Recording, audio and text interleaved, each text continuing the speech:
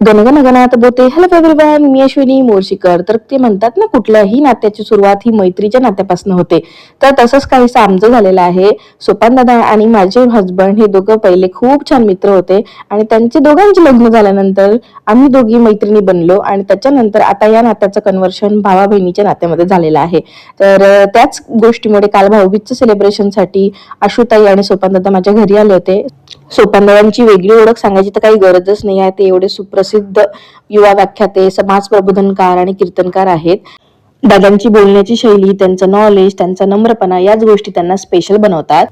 सर्वात प्रथम तर आशुताईंनी माझ्या मिस्टरांना ओवाळून म्हणजेच त्यांच्या लाडक्या भावरायाला ओवाळून भाऊबीजेच्या शुभेच्छा दिल्या. त्यानंतर मी माझ्या लाडक्या भावाला म्हणजे सोपान दादाला ओवाळून त्यांना छानपैकी भाऊबीजेच्या हार्दिक शुभेच्छा दिल्या. आशुताईंचं पण औक्षण मी केलं, आशुताईंनी पण माझं औक्षण केलं आणि हा जो स्पेशल बॉन्ड आहे ना, हा असाच नेहमी राहो हीच मी देवाला प्रार्थना करते. त्यानंतर गिफ्ट्स वगैरे एक्सचेंज केले नाही करत दोघींनी.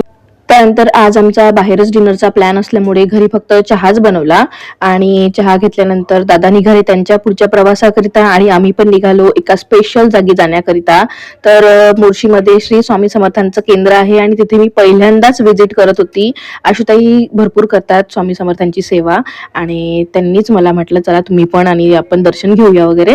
तर खूप भारी वाटलं. मी माळ पण जपली त्यांच्यासोबत, जसं जसं ताईंनी सांगितलं तसं केलं आणि खूप छान असा स्पिरिच्युअल पॉझिटिव्ह एक्सपिरियन्स आला मला तिथे. आणि आता प्रयत्न करेन मी भरपूर वेळा केंद्रावर जाण्याचा. त्यानंतर केंद्रावरून निघून आम्ही पोहोचलो हॉटेल 0 पॉइंटला छानपैकी डिनर करण्याकरिता.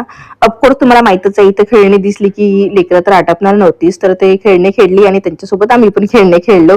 छानपैकी एन्जॉय केला थोडा वेळ मस्त आणि नंतर मग मेन कोर्स स्टार्टर अशी ऑर्डर दिली आणि छान डिनर एन्जॉय केला. डिनर एन्जॉय करता करता गप्पा गोष्टी आणि दोन्ही लेकरांच्या कलाकृती आम्ही बघत होतो.